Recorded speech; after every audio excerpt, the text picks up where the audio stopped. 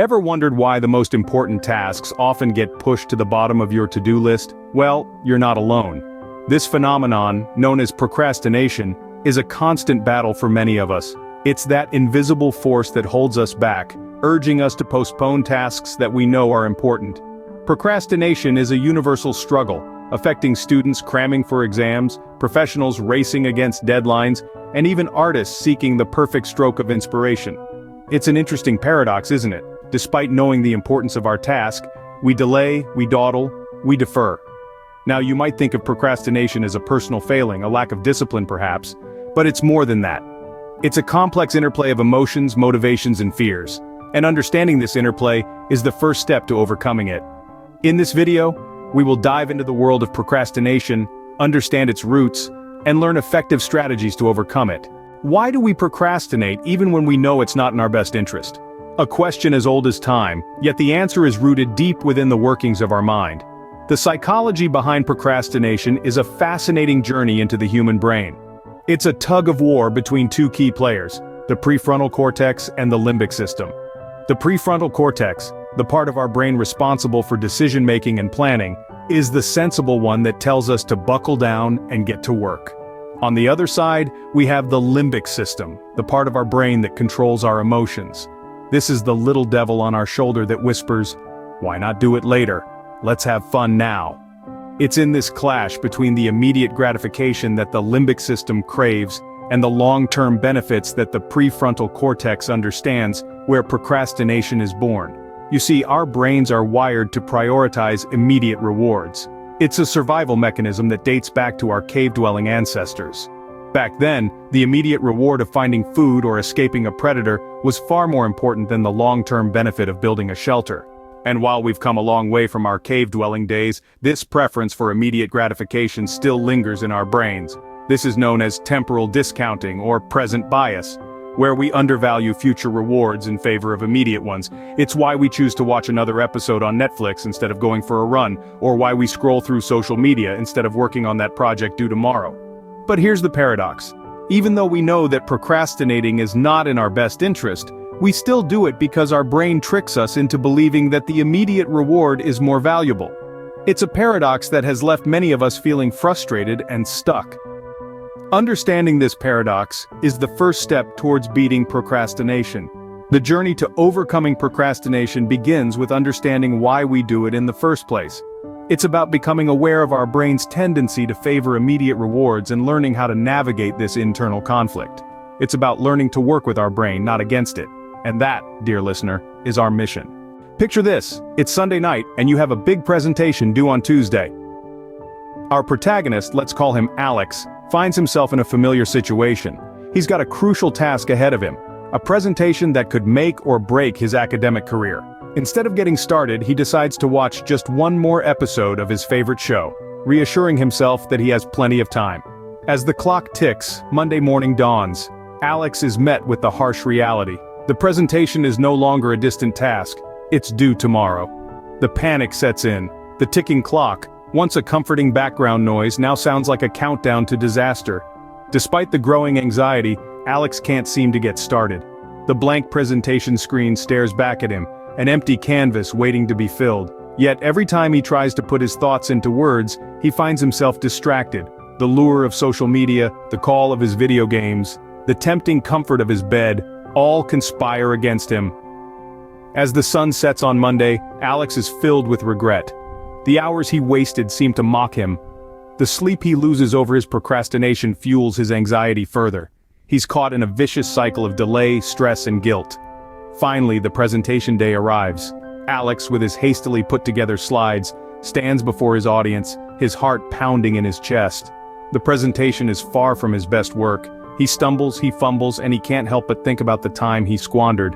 The applause at the end of his presentation feels hollow, a stark reminder of his missed opportunity. The emotional and practical consequences of his procrastination are clear. The stress, the guilt, the subpar performance, all could have been avoided if only he had managed his time better, if only he hadn't procrastinated. Does this situation sound familiar? If so, you're in the right place to find a solution. Procrastination isn't a lack of time management skills, but a mismanagement of emotions. Now that's a statement that might have you raising an eyebrow. But let's dig a little deeper. You see, when we procrastinate, it's not because we don't know how to manage our time. It's because we're dealing with emotions that are getting in the way of our productivity. Imagine you're standing at the base of a mountain, looking up at the daunting peak. That's how a task can feel when you're overwhelmed by fear of failure. The mountain seems too high, too steep, too treacherous. So, instead of starting the climb, you stay at the base, paralyzed by fear. But what if you could see the mountain as a series of smaller hills? Suddenly the journey doesn't seem so daunting. That's why breaking down tasks into manageable chunks can help us overcome the fear that leads to procrastination. Now let's talk about perfectionism. When we strive for perfection, we set ourselves up for disappointment, because let's face it, nobody's perfect. And when we fall short of our unrealistic expectations, it can lead to feelings of inadequacy and self-doubt. That's why it's important to remember that it's okay to make mistakes. They're opportunities for learning and growth, not signs of failure. And finally, let's address low self-confidence. This is a big one.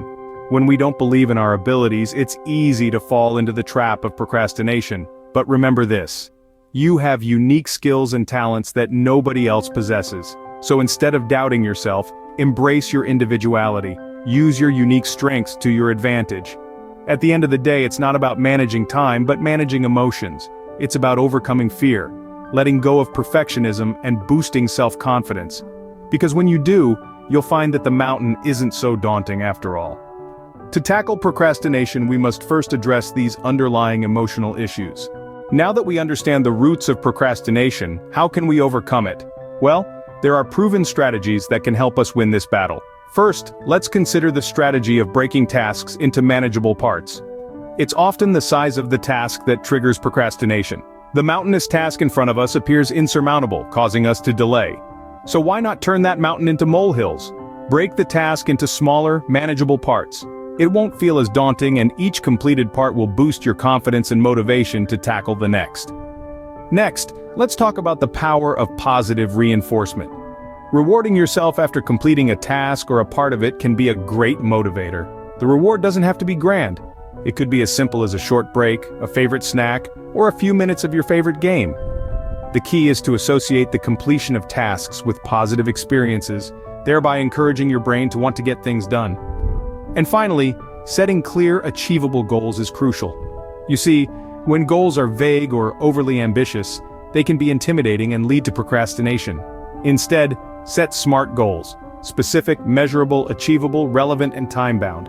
These goals provide a clear path forward and give you a sense of purpose and direction. Now, it's important to remember that overcoming procrastination is not about perfection, it's about progress. There will be days when you'll falter. That's okay. What matters is not how many times you fall, but how many times you get back up. These strategies are not magic bullets. They require consistent effort and practice. But with time, you'll find that procrastination is no longer a daunting beast, but a tamed creature that you have the power to control. So, as we wrap up this section, I urge you to try these strategies. Start small, reward yourself, set clear goals, and most importantly, be patient with yourself. Remember, overcoming procrastination is a journey, not a destination. Imagine a future where procrastination doesn't hold you back.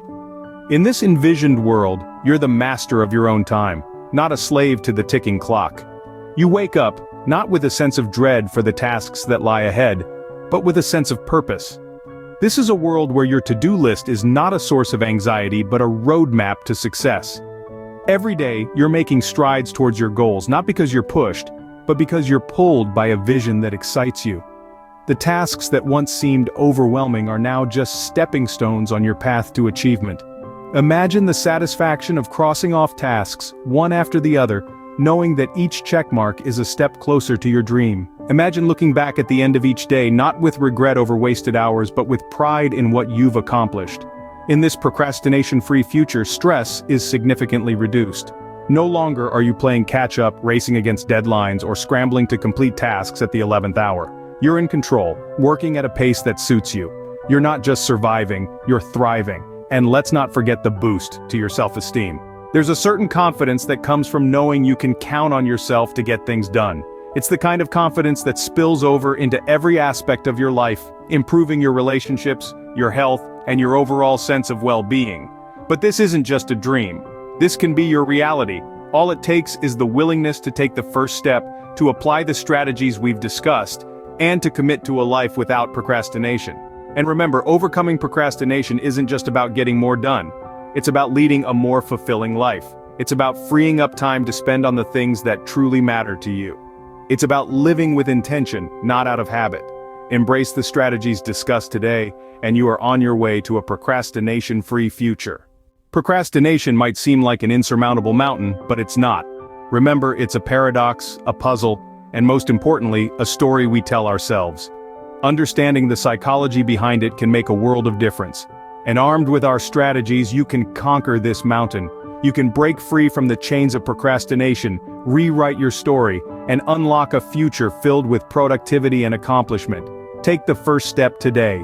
Your future self will thank you.